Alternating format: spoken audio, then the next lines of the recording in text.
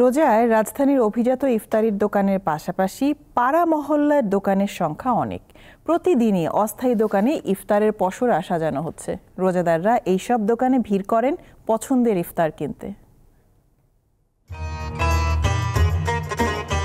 সড়কের পাশে টেবিল বসিয়ে এর উপরে সারিবদ্ধভাবে রাখা হয়েছে নানা রকম ইফতার। একদিকে গরম তেলে ভাজা হচ্ছে, অন্যদিকে ক্রেতারা কিনে নিয়ে যাচ্ছেন। রমজান মাস এলেই এমন চিত্র দেখা যায় ঢাকার বিভিন্ন পাড়া মহল্লায়। প্রতিদিন দুপুর থেকেই দোকানিরা খাবারের পসরা নিয়ে বসেন। ছোলা, মুড়ি, আলুর চপ, পেঁয়াজু, বেগুনি, পাকোড়া, হালিম, জিলাপি ও বুন্দিয়া এসব দোকানে বেশি বিক্রি হয়। কেউ কেউ আবার শসা, লেবু, ধনিয়া পাতা ও পুদিনা পাতা সহ ইফতারে ব্যবহৃত নানা সামগ্রী নিয়ে বসেন।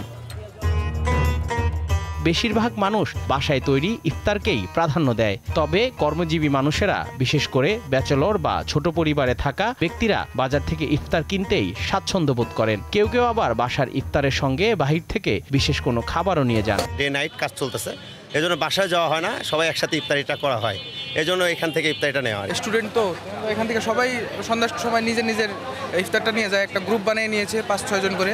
শুধু আমি বুন্দিয়া এখান থেকে নিয়ে যাই, পেঁয়াজু মাঝে মাঝে নিয়ে যায়। মানটা একদম অতটা খারাপ না, মোটামুটি চলে আর কি, আলহামদুলিল্লাহ। ইফতারের বাহারি পদ নিয়ে এলাকা ভিত্তিক নানা স্থায়ী ও অস্থায়ী দোকান বসানো হয়। ইফতারের 1 ঘন্টা আগে থেকে এসব দোকানে ক্রেতাদের ভিড় লেগে যায়।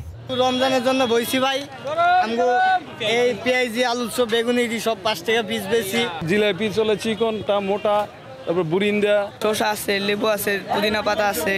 এলাকার মহল্লার লোকজন আমাদের কাস্টমার, স্টুডেন্ট আছে। শুধুমাত্র রোজার মাসেই এসব ইফতারের দোকান দেখা যায়। জহুরুল মোহসান, দীপ্ত সংবাদ, ঢাকা।